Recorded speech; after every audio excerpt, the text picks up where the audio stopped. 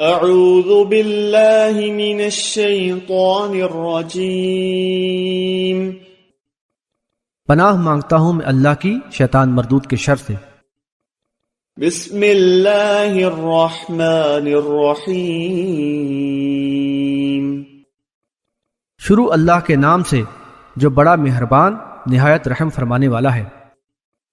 وَإِذْ قَالَتِ الْمَلَائِكَةُ يَا مَرْيَمُ إِنَّ اللَّهَ اصْطَفَاكِ وَطَهَّرَكِ وَاصْطَفَاكِ عَلَى نِسَاءِ الْعَالَمِينَ۔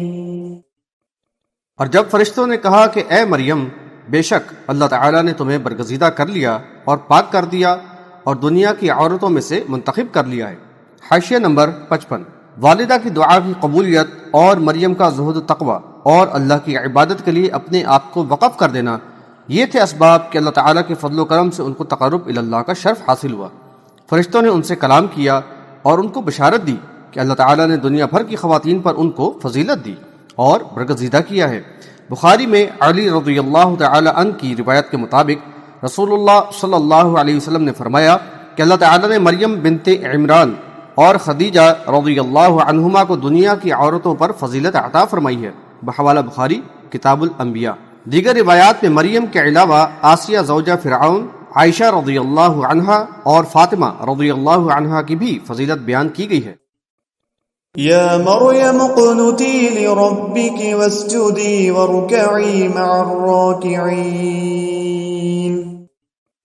اے مریم، اپنے رب کی فرما برداری کرو، سجدہ کرو اور رکوع کرنے والوں کے ساتھ رکوع کرو۔ ذلك من انباء الغیب نوحیہ الیک وما كنت لديهم اذ يلقون اقلامهم ایہم یکفل مریم وما كنت لديهم اذ يختصمون۔ یہ غیب کی خبریں ہیں جو ہم وحی کے ذریعے تمہارے پاس بھیج رہے ہیں، اور تم ان کے پاس نہیں تھے جبکہ وہ بطور قرعہ اندازی اپنے قلم ڈال رہے تھے یہ طے کرنے کے لیے کہ مریم کا کفیل کون ہو، اور تم ان کے پاس نہ تھے جب وہ جھگڑ رہے تھے۔ حاشیہ نمبر 56۔ ان الفاظ نے نبی صلی اللہ علیہ وسلم کے عالم الغیب اور حاضر و ناظر ہونے کی صریح نفی کر دی ہے۔ قرآن نے غیر اللہ کے عالم الغیب ہونے کی مطلقاً نفی کی ہے، اور بے شمار آیات اس کی تردید کرتی ہیں۔